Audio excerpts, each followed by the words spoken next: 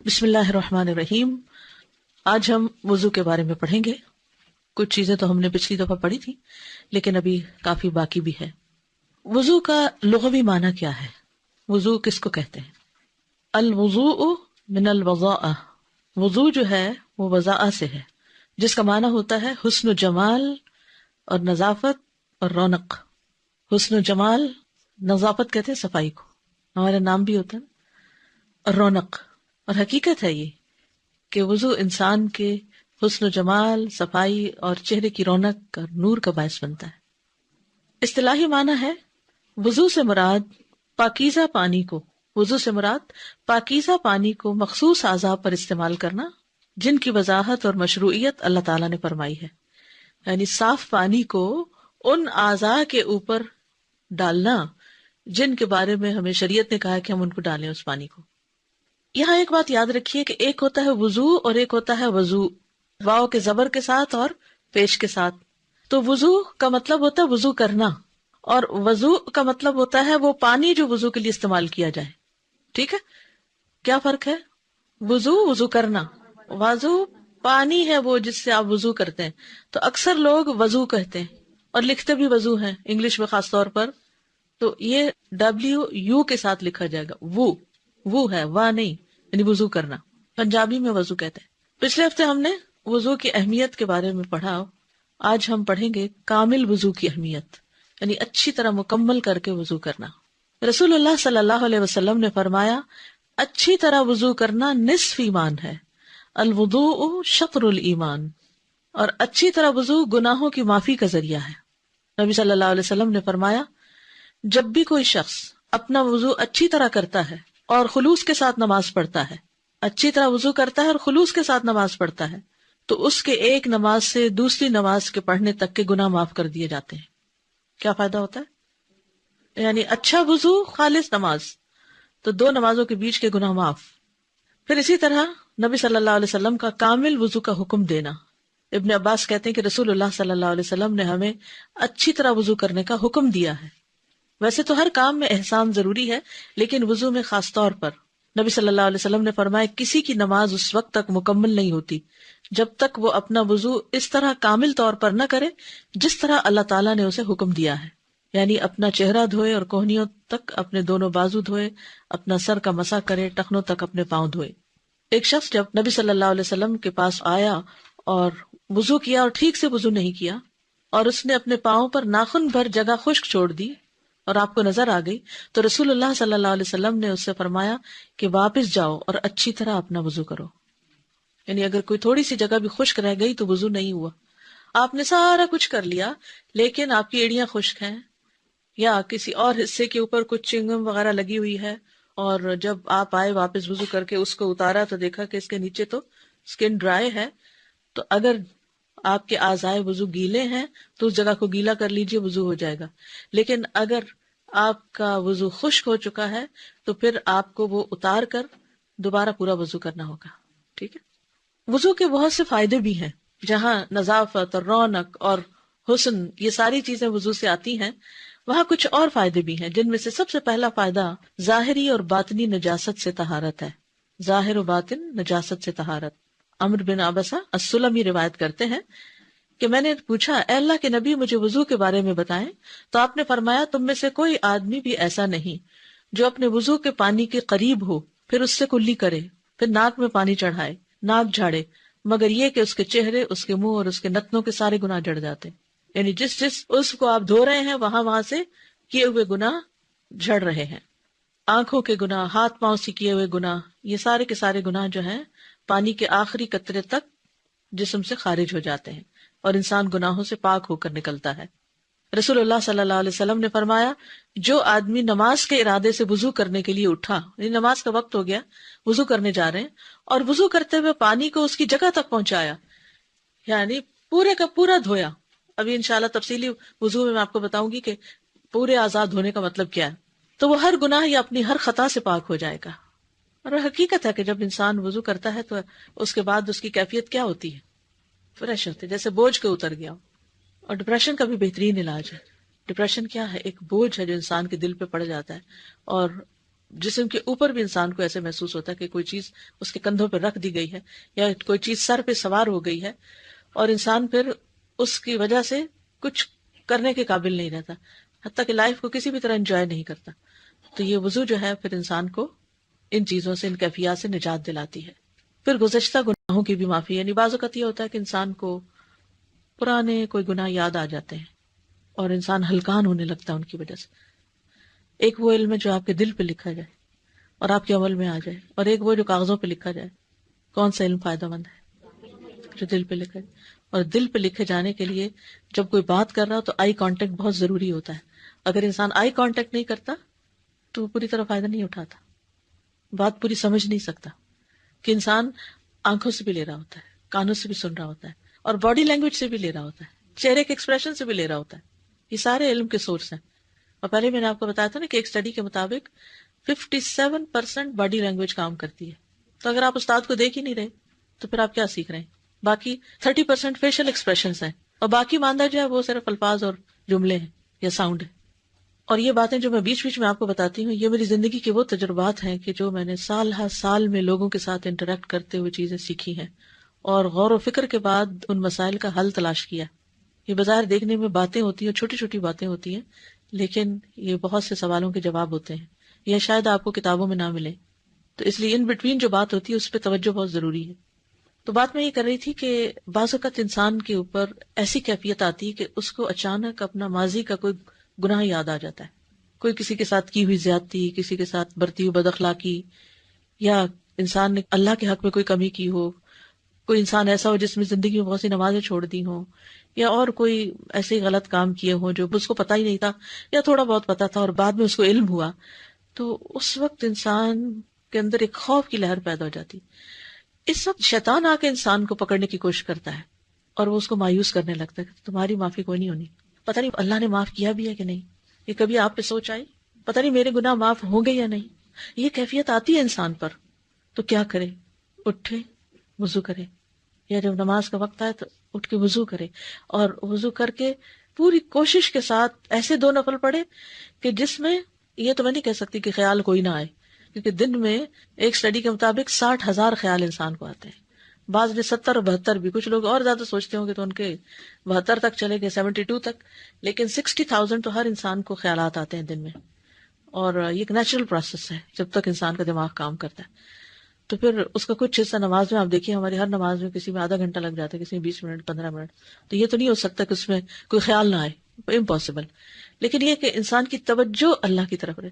اب مثلا اس وقت آپ کی توجہ میری طرف ہے، بات کی طرف ہے، لیکن پھر بھی آپ کے ذہن میں کوئی نہ کوئی خیال آ رہا ہوگا. تو وہ بیک گراؤنڈ پہ خیالات چلتے رہتے ہیں، وہ ان کو نہیں آپ روک سکتے. لیکن ایک چیز ہوتی ہے فوکس میں اور ایک ہوتی ہے بیک گراؤنڈ میں.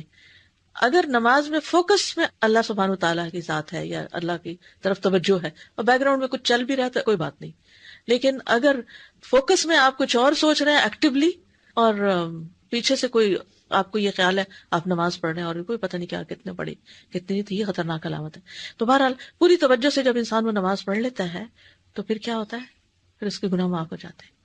ڈپریشن کے جتنے مریض ہیں نا، جو لوگ آپ کو سخت پریشان کریں، بار بار فون کر کے، میسج کر کے، میں ڈاؤن ہو رہی ہوں فلاں، اور اب پہنچ جائیں اس کے سر پہ اور اسے اٹھائیں کہ چلو تم وضو کرو.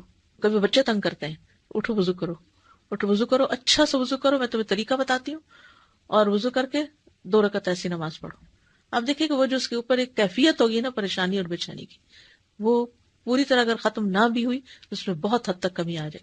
اور اگر وہ روزانہ یہ عمل دہرانا شروع کر دے تو اس ڈپریشن سے نکل آئے گی. ڈپریشن صرف گولیاں کھانے سے ختم نہیں ہوتا، اس کے لیے عملی طریقے اختیار کرنے ضروری ہیں، اور وہ جو ہمیں وحی کے ذریعے قرآن و سنت سے ملتے ہیں. تو گزشتہ سارے گناہ معاف کر دیے جائیں گے. ما تقدم من ذنبہ، جو بھی اس کے گناہ تھے معاف کر دیے گئے جب اچھی طرح وضو کرے. اور آپ صلی اللہ علیہ وسلم نے فرمایا جو شخص میرے اس وضو کی طرح وضو کرے. تو اس حدیث سے یہ پتہ چلتا ہے کہ اس بات کا حریص ہونا بڑا ضروری ہے کہ ہمیں صحیح مسنون وضو کرنا آئے، اس میں کبھی نہ ہو. بعض اوقات ہم کہتے ہیں اچھا ہم نے وضو کیا، ہم نے نماز پڑھی، اور وہ تو ہم پڑھتے ہی رہتے ہیں لیکن پریشانی دور نہیں ہوتی. بھئی آپ نے طریقہ ہی ٹھیک نہیں اختیار کیا. تو کسی بھی ریسیپی میں تھوڑا بہت بھی رد و بدل کر دیں تو کیا ہوگا؟ کہیں گے میرا ٹیسٹ ویسا نہیں بنا جیسے تم نے. بھئی تم نے جو ڈنڈی ماری ہے اس سے کیسے ٹیسٹ وہی بن سکتا ہے؟ تو وہ جو کمی بیشی ہم کر دیتے ہیں نا، کسی چیز نمک زیادہ کر دیں یا نمک کم کر دیں تو وہ ٹیسٹ تھوڑی آئے گا. پھر اس سے گرہیں کھلتی ہیں. رسول اللہ صلی اللہ علیہ وسلم نے فرمایا میری امت میں سے جو شخص رات کو وضو کرنے کھڑا ہوتا ہے وہ اپنے نفس کا علاج کرتا ہے. اب یہ جو نفسیاتی بیماریاں ہیں یہ رات کے وضو سے ٹھیک ہوتی ہیں، اس حال میں کہ اس پر گرہیں ہوتی ہیں. بس جب وہ اپنے ہاتھ دھوتا ہے تو وہ ایک گرہ کھل جاتی ہے، اور جب اپنا منہ دھوتا ہے ایک اور گرہ کھل جاتی، اور جب اپنے سر کا مسح کرتا ہے تو ایک اور گرہ کھل جاتی، اور جب اپنے پاؤں کو دھوتا ہے تو ایک اور گرہ کھل جاتی. بس اللہ عز و جل ان فرشتوں سے جو حجاب کے پیچھے ہوتے ہیں فرماتا ہے کہ میرے اس بندے کو دیکھو، اپنے نفس کا علاج کرتا ہے اور مجھ سے مانگتا ہے، جو کچھ میرے اس بندے نے مانگا وہ اس کے لیے ہے. تو ایسی ساری بیماریوں کا علاج تہجد میں ہے. اور ایک ایک گرہ کا کھلنا، یہ گرہ بعض اوقات کہتے ہیں نا ہمیں نظر لگ گئی، ہاں لگ جاتی ہے نظر، اس نظر سے بھی گرہ پڑ جاتی ہے کہ آپ کا کام میں دل نہیں لگتا، آپ کا دماغ نہیں کھلتا، یوں لگتا ہے جیسے ہر چیز بند ہوتی جا رہی ہے. کبھی ایسی کیفیت محسوس کی ہوگی، آف اینڈ آن کچھ نہ کچھ، پھر الحمدللہ کچھ عرصے تک ٹھیک ہو جاتی ہے. کبھی ہم قرآن زیادہ پڑھتے ہیں یا ذکر اذکار کی پابندی کرتے ہیں تو الحمدللہ ایسی چیزیں دور ہو جاتی ہیں. انہی طریقوں میں سے، یعنی دس از ناٹ دی اونلی طریقہ، لیکن انہی طریقوں میں سے جو انسان کی پریشانیوں کو دور کرنے کا باعث ہے ان میں سے ایک یہ بھی ہے. پھر انسان کو حشاش بشاش کرنے کا طریقہ بھی ہے. انسان جب صبح اٹھتا ہے وضو کرتا ہے تو اس کی ساری گرہیں کھل جاتی ہیں. اگر وضو نہیں کرتا تو خبیث النفس اٹھتا ہے سستی کے ساتھ، سارا دن اس پہ سستی چھائی رہتی ہے. وضو فرشتوں کی دعا لینے کا ذریعہ ہے، خاص طور پر رات کو جب کوئی سوتے ہوئے وضو کرے. نبی صلی اللہ علیہ وسلم نے فرمایا جس نے طہارت کی حالت میں رات گزاری تو اس کے بستر میں ایک فرشتہ رات گزارتا ہے. جب بھی وہ رات کی کسی گھڑی میں اٹھتا ہے تو فرشتہ کہتا ہے اے اللہ اپنے فلاں بندے کو معاف کر دے کیونکہ اس نے طہارت کی حالت میں رات گزاری ہے، یعنی وضو کر کے سویا ہے.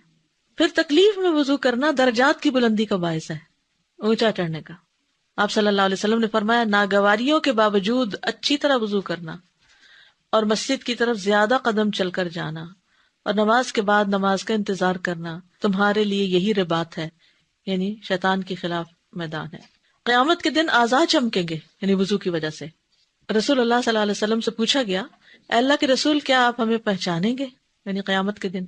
آپ نے فرمایا ہاں، تو مجھ پر پیش کیے جاؤ گے اور وضو کے نشانات کی وجہ سے تمہاری پیشانی اور ہاتھ پاؤں چمکتے ہوں گے.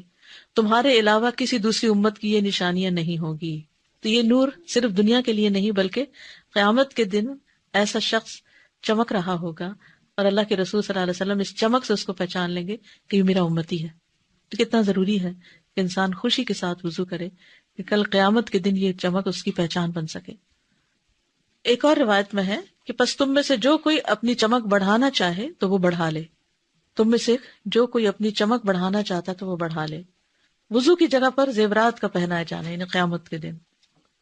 صحیح مسلم کی روایت ہے، ابو حازم کہتے ہیں کہ میں ابو ہریرہ رضی اللہ عنہ کے پیچھے تھا اور وہ نماز کے لیے وضو کر رہے تھے تو اپنے ہاتھ کو کھینچتے ہوئے آپ اپنی بغل تک لے گئے، یعنی جب وضو کرنے لگے تو اوپر تک دھو دیا بازو. میں نے اسے کہا ابو ہریرہ یہ کیا وضو ہوا؟ تو آپ نے کہا اے بنو فروخ تم کدھر ہو؟ اگر میں جان لیتا کہ تم ادھر ہی ہو تو میں اس طرح وضو نہ کرتا، یعنی کہ تم مشکل میں پڑتے کہ یہ کیا ہو رہا ہے. میں نے اپنے دوست محمد صلی اللہ علیہ وسلم سے سنا آپ فرما رہے تھے مومن کا زیور وہاں تک پہنچے گا جہاں تک وضو پہنچتا ہے. تو یہ چمک جو ہے اس کو پہنائے جانے والے زیور کی بھی ہوگی، یعنی قیامت کے دن جب لوگوں کا حال برا ہوگا تو ایسے لوگ چمک رہے ہوں گے، خوبصورت حال میں ہوں گے. یہ اس وقت کا حال بتایا گیا ہے جب لوگ آپ صلی اللہ علیہ وسلم کے حوض پر پیش ہوں گے. تو لوگوں نے پوچھا کہ آپ پہچانیں گے کیسے کہ یہ آپ ہی کی امت کے لوگ ہیں؟ کیونکہ دیگر انبیاء کے بھی حوض ہیں اور ان کی امتیں اپنے اپنے نبی کے پاس جائیں گی، تو امت محمد صلی اللہ علیہ وسلم محمد صلی اللہ علیہ وسلم کے پاس جائے گی. آپ کا حوض سب سے بڑا ہوگا. پھر وضو جنت میں لے جانے والی صفت ہے. حضرت عائشہ سے روایت ہے کہ نبی صلی اللہ علیہ وسلم نے فرمایا 6 خصلتیں ایسی ہیں کہ اگر کوئی مسلمان ان میں سے کسی کو اپنا کر فوت ہو جائے تو اللہ کی اس کے بارے میں ضمانت ہے کہ اسے جنت میں داخل کرے گا. ان میں سے ایک وہ آدمی جو وضو کرے تو اچھی طرح وضو کرے، یعنی جلدی میں وضو نہ کرے، ایسے ہی بس کام پورا نہ کرنے والے، بلکہ اچھے سے مل مل کے وضو کرے تو اللہ کی اس کے بارے میں ضمانت ہے، گارنٹی ہے کہ اسے جنت میں داخل کرے گا. اور اس سلسلے میں وہ حضرت بلال والی حدیث آپ سب نے سن رکھی ہوگی، یاد ہے کچھ؟ کیا تھی وہ؟ جنت میں آگے آگے. جی، یہ سنن ترمذی کی روایت ہے. ابو بریدہ رضی اللہ عنہ سے روایت ہے، کہتے ہیں کہ ایک دن صبح کے وقت رسول اللہ صلی اللہ علیہ وسلم نے بلال رضی اللہ عنہ کو بلایا اور پوچھا کہ اے بلال کیا وجہ ہے کہ تم جنت میں داخل ہونے میں مجھ سے سبقت لے گئے؟ میں جب بھی جنت میں گیا تو اپنے سامنے تمہارے چلنے کی آہٹ محسوس کی. کل رات بھی جب میں جنت میں داخل ہوا تو اپنے آگے تمہارے چلنے کی آہٹ سنی. تو بلال رضی اللہ عنہ نے عرض کیا یا رسول اللہ میں جب بھی اذان دیتا ہوں 2 رکعت نماز پڑھتا ہوں. اور مقتدی جو ہیں جیسے آپ مسجد میں جاتے ہیں تو آپ نے دیکھا ہوگا کہ ظہر ہو عصر ہو مغرب ہو لوگ اذان کے فوراً بعد کیا کرتے ہیں 2 رکعت پڑھنا شروع کر دیتے ہیں. حضرت بلال بھی یہ کیا کرتے تھے, خود اذان دیتے تھے, خود پھر 2 رکعت پڑھتے تھے. اور جب بھی میں بے وضو ہو جاتا ہوں تو فوراً وضو کر لیتا ہوں اور سوچتا ہوں کہ اللہ کے لیے 2 رکعت نماز پڑھنا اس کا حق ہے, لہذا 2 رکعت ادا کرتا ہوں. تو رسول اللہ صلی اللہ علیہ وسلم نے فرمایا یہی 2 وجوہات ہیں, یعنی یہی باتیں ہیں. فقال رسول اللہ صلی اللہ علیہ وسلم بہما, انہی دونوں کی وجہ سے, یعنی ان 2 رکعتوں کی وجہ سے, باوضو رہنے کی وجہ سے. تو اس قدر فائدے ہیں وضو کے. السلام علیکم. وعلیکم. وضو کے اور یہ 2 رکعت کے بیچ میں کوئی بات نہیں کرنی کیا؟ ایسا کچھ منع نہیں کیا گیا کیونکہ ہمارا دین بے جا پابندیاں نہیں لگاتا. اب ایک ماں ہے وہ وضو کر کے باہر نکلی ہے تو بچہ کچھ مانگتا ہے اس سے, بچہ چھوٹا ہے, یا کوئی انسٹرکشن دینی ہوتی ہے, یا کوئی فون کال آ جاتی ہے, یا کوئی گھر میں آ گیا ہے, یا آپ مسجد میں کھڑے ہیں, کوئی شخص آپ سے سوال یا مسئلہ پوچھ لیتا ہے, تو یہاں چپ کی کوئی شرط یا قید لگائی نہیں گئی. تو جو پابندی لگائی نہ گئی ہو وہ اپنے اوپر خود سے خود نہیں لگانی چاہیے. دادا میں رمضان کے عمرے پہ گئی ہوئی تھی تو ایک افریقہ کی عورت بیٹھی ہوئی تھی, اس کے پاس اتنا ہی, اس بوتل میں اتنا ہی پانی تھا, اور وہ جس طرح سے وہ وضو کر رہی تھی تو میں اس کو حیرت سے دیکھ رہی تھی کہ وہ اتنا لے کر مل مل کے ایسے ہاتھ وضو کر رہی تھی, کیونکہ ظاہر ہے وہاں پانی کم ہوتا ہے. ہم پانی زیادہ بہاتے ہیں اور ملتے کم ہیں, لیکن حیرت ہو رہی تھی اس کو دیکھ جی. کر. ابھی آگے آ رہا ہے کتنا پانی ہونا چاہیے, اللہ ہمیں معاف کر دے ہمیں. استاذہ اگر کوئی غسل کر کے باہر آ گیا اور کوئی عضو بھول گیا ہے, مثال کے طور پر کانوں میں پانی ڈالنا بھول گیا ہے یا ناک میں پانی ڈالنا بھول گیا, غسل میں تو دوبارہ خود بخود پانی چلا جاتا ہے, کوئی ضرورت نہیں دوبارہ. جی. خشک رہنے کی بات ہے. یہ جب گناہوں کے معافی کی بات ہو رہی ہوتی ہے تو یہ صغیرہ گناہ یا کبیرہ بھی؟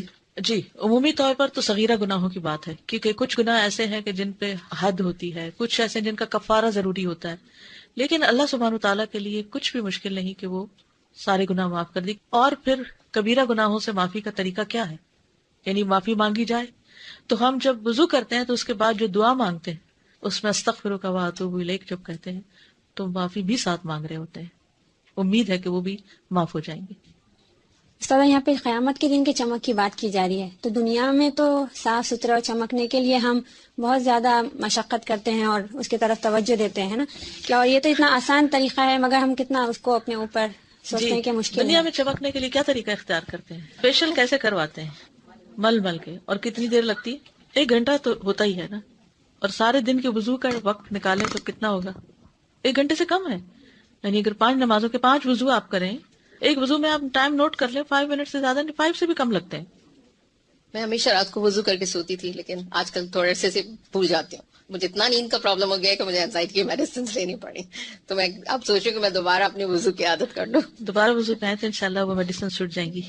آپ نے جیسے بتایا کہ باوضو جو ہے جنت کی صفت ہے, جب پہلے سنا تو اس کے بعد سے کوشش کی, اور حقیقت ہے آزمایا ہے کہ ڈپریشن کا علاج ہے, بالکل, اور بہت زیادہ اسٹریس ریلیز کرتا ہے اور پریشانیوں کو دور کرتا ہے, اور اپنا آپ بہت لائٹ فیل ہوتا ہے. بالکل, کیفیت ہی بدل جاتی ہے جب آپ وضو سے ہوتے ہیں, باوضو ہوتے ہیں, کیفیت ہی بدل جاتی ہے. اس میں ایک اچھا وضو اور جلدی کا وضو کا بھی اس میں بہت فرق ہے کہ جب اچھا ہے بہت بڑا فیکٹر ہے. یس, جب صحیح وضو کریں گے تو ہی اس کا ڈوز صحیح ہوگی تو صحیح فائدہ ہوگا. Some people think that if you do wudu, they lose their sleep or they may not be able to sleep. But in fact, ایسا نہیں ہوتا ہے. اگر وضو کرتے ہیں اور پھر نماز پڑھ کے سوتے ہیں تو اچھی نیند آتی ہے. یس. السلام علیکم ورحمۃ اللہ وبرکاتہ. یہ جو آپ نے فوکس ہونے کی بات کی تھی نماز میں اور پھر بیک گراؤنڈ کی جو بات کی تھی, اس کا پورا تعلق میرا ایکسپیرینس ہے کہ اچھے وضو سے ہے. اگر ہم پورا واقعی میں جیسا کہا گیا اچھا وضو کرتے ہیں نا, تو پھر واقعی میں فوکس اللہ سبحانہ تعالیٰ رہتے ہیں, اور وہ جو چھوٹی موٹی جو شیطان کی چالیں ہوتے ہیں بہت پیچھے چلی جاتی ہیں. لیکن وضو اچھا نہیں ہوتا تو جو آپ نے کہا تھا نا کہ ساری بیکار باتیں آگے آتی ہیں اور اللہ سبحانہ تعالیٰ پیچھے چلے. تو جو کہا گیا نا کہ نماز جنت کی کنجی ہے, وضو جو ہے وہ نماز کی کنجی. یہ لگتا ہے. السلام علیکم ورحمۃ اللہ. وعلیکم السلام. مجھے آپ سے پوچھنا تھا کہ رات میں ہم اکثر وضو کر کے تو بستر پہ لیٹنے کے لیے جاتے ہیں, لیکن بعض وقت یہ ہوتا ہے کہ ابھی آپ لیٹتے ہیں تو پھر آپ کو واش روم کا خیال آ جاتا ہے, تو پھر آپ جیسے بار بار اگر کوئی بات نہیں, ایک دفعہ آپ چلے گئے تو وہ آپ نے اپنا وہ ریچول پورا کر لیا. وضو سے قبل مسواک, ہر بار وضو سے پہلے مسواک کی ترغیب دلائی گئی ہے, لازم نہیں کیا گیا لیکن ترغیب ہے. ابو ہریرہ کہتے ہیں کہ نبی صلی اللہ علیہ وسلم نے فرمایا اگر مجھے یہ ڈر نہ ہوتا کہ میں مومنوں پر مشقت ڈال دوں گا، یعنی مشکل میں پڑ جائیں گے لوگ، تو میں انہیں ہر نماز کے وقت مسواک کا حکم دیتا. نبی صلی اللہ علیہ وسلم کا جب بھی وضو کرنا اس سے پہلے مسواک کرنا ہے، ہر وضو کے ساتھ مسواک کرتے تھے. نبی صلی اللہ علیہ وسلم رات کی نماز میں کثرت سے مسواک کرتے تھے.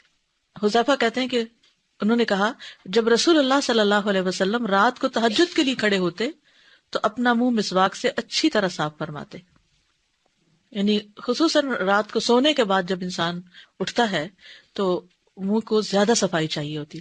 دن میں تو کبھی ہم پانی پی لیتے ہیں یا بار بار وضو کر لیتے ہیں 5 نمازوں کی وجہ سے، لیکن رات میں ایٹ اسٹریچ کئی گھنٹے تک ہمارا منہ بند رہتا ہے، تو پھر زیادہ صفائی کی ضرورت ہوتی ہے پورے ہر کونے کی. زبان کے اوپر بھی، یعنی آپ صلی اللہ علیہ وسلم جب اپنی زبان پہ مسواک پھیرتے تھے تو صرف ٹنگ پہ نہیں پھیرتے تھے بلکہ حلق تک جاتے تھے جس سے آوازیں بھی آتی تھی. صحابہ کا عمل. زید بن خالد جوہنی روایت کرتے ہیں کہ میں نے رسول اللہ صلی اللہ علیہ وسلم کو فرماتے ہوئے سنا اگر میری امت کے لیے مشقت نہ ہوتی تو میں انہیں ہر نماز کے وقت مسواک کا حکم دیتا. ابو سلمہ کہتے ہیں پھر میں نے دیکھا کہ زید رضی اللہ عنہ مسجد میں بیٹھے ہوئے تھے اور مسواک ان کے کان پر رکھی ہوتی جیسے کسی کاتب کا قلم ان کے کان پہ ہوتا ہے. پہلے زمانے میں وہ لکھنے والے منشی وغیرہ جو تھے وہ یہاں اڑس لیتے تھے، پین ہولڈر کی ضرورت نہیں ہوتی تھی. اب آپ دیکھیے پین ہولڈر پینوں سے بھرے ہوئے ہوتے ہیں لیکن لکھنے والے لوگ کم ہو گئے، ٹائپ کرنے والے زیادہ ہو گئے ہیں. تو جب نماز کے لیے اٹھتے مسواک کر لیتے. مسواک رب کی رضا کا ذریعہ. ابو بکر صدیق رضی اللہ عنہ سے روایت ہے کہ نبی صلی اللہ علیہ وسلم نے فرمایا مسواک منہ کی طہارت اور رب کی رضامندی کا ذریعہ ہے، منہ کی صفائی مبالغے کی حد تک.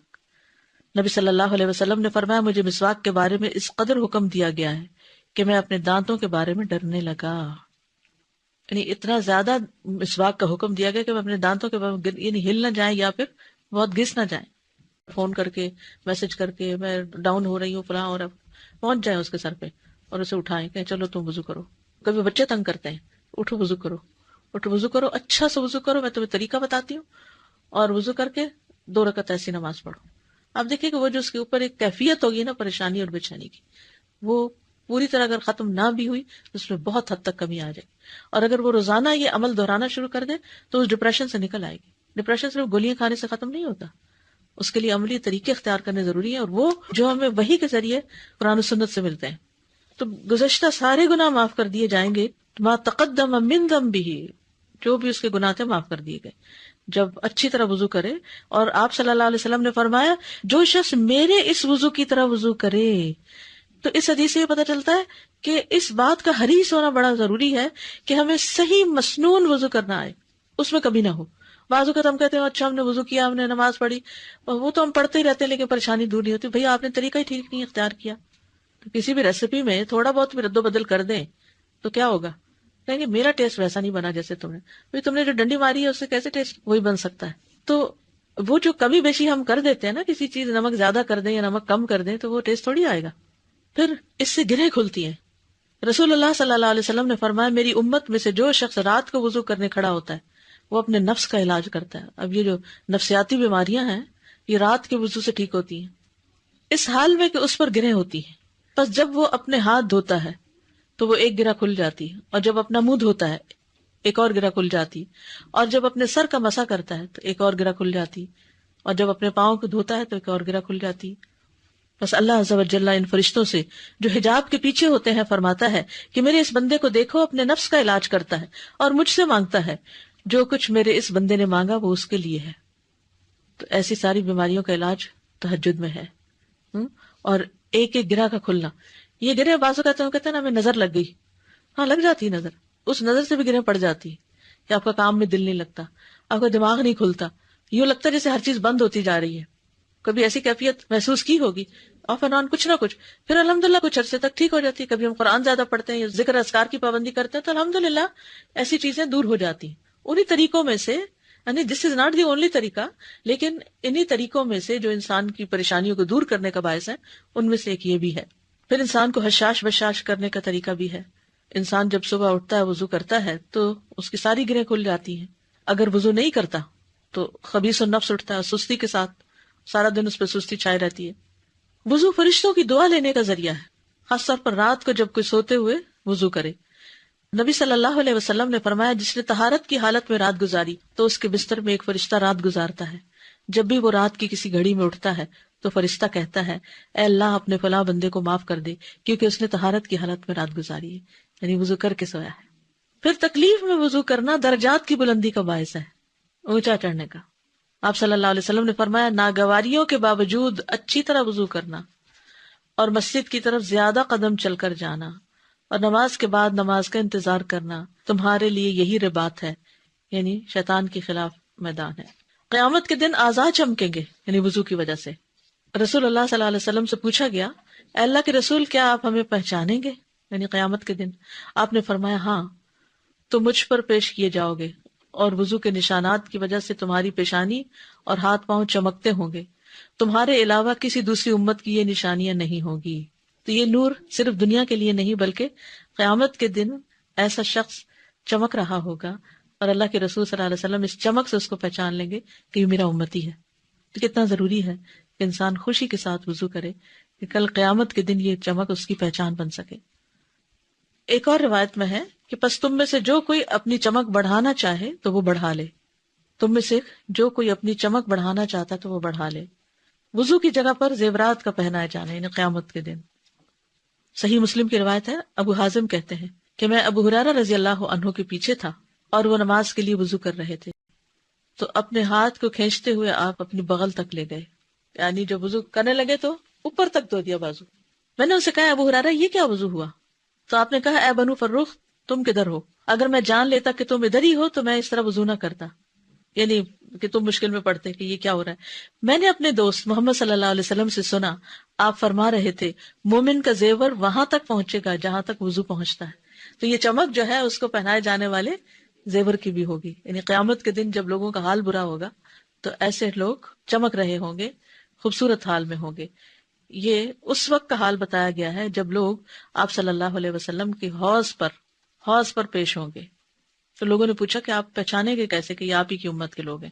کیونکہ دیگر انبیاء کے بھی حوض ہیں اور ان کی امتیں اپنے اپنے نبی کے پاس جائیں گی. تو امت محمد صلی اللہ علیہ وسلم کے پاس جائے گی. آپ کا حوض سب سے بڑا ہوگا. پھر وضو جنت میں لے جانے والی صفت ہے. حضرت عائشہ سے روایت ہے کہ نبی صلی اللہ علیہ وسلم نے فرمایا 6 خصلتیں ایسی ہیں کہ اگر کوئی مسلمان ان میں سے کسی کو اپنا کر فوت ہو جائے تو اللہ کی اس کے بارے میں ضمانت ہے کہ اسے جنت میں داخل کرے گا. ان میں سے ایک وہ آدمی جو وضو کرے تو اچھی طرح وضو کرے، یعنی جلدی میں وضو نہ کرے، ایسے ہی بس کام پورا نہ کرنے والے، بلکہ اچھے سے مل کے وضو کرے تو اللہ کی اس کے بارے میں ضمانت ہے، گارنٹی ہے کہ اسے جنت میں داخل کرے گا. اور اس سلسلے میں وہ حضرت بلال والی حدیث آپ سب نے سن رکھی ہوگی، یاد ہے کچھ؟ کیا تھی وہ؟ جنت میں آگے آگے. جی، یہ سنن ترمذی کی روایت ہے. ابو بریدہ رضی اللہ عنہ سے روایت ہے، کہتے ہیں کہ ایک دن صبح کے وقت رسول اللہ صلی اللہ علیہ وسلم نے بلال رضی اللہ عنہ کو بلایا اور پوچھا کہ اے بلال کیا وجہ ہے کہ تم جنت میں داخل ہونے میں مجھ سے سبقت لے گئے؟ میں جب بھی جنت میں گیا تو اپنے سامنے تمہارے چلنے کی آہٹ محسوس کی. کل رات بھی جب میں جنت میں داخل ہوا تو اپنے آگے تمہارے چلنے کی آہٹ سنی. تو بلال رضی اللہ عنہ نے عرض کیا یا رسول اللہ میں جب بھی اذان دیتا ہوں 2 رکعت نماز پڑھتا ہوں. اور مقتدی جو ہیں، جیسے آپ مسجد میں جاتے ہیں تو آپ نے دیکھا ہوگا کہ ظہر ہو، عصر ہو، مغرب ہو، لوگ اذان کے فوراً بعد کیا کرتے ہیں؟ 2 رکعت پڑھنا شروع کر دیتے ہیں. حضرت بلال بھی یہ کیا کرتے تھے، خود اذان دیتے تھے، خود پھر 2 رکعت پڑھتے تھے. اور جب بھی میں بے وضو ہو جاتا ہوں تو فوراً وضو کر لیتا ہوں اور سوچتا ہوں کہ اللہ کے لیے 2 رکعت نماز پڑھنا اس کا حق ہے، لہٰذا 2 رکعت ادا کرتا ہوں.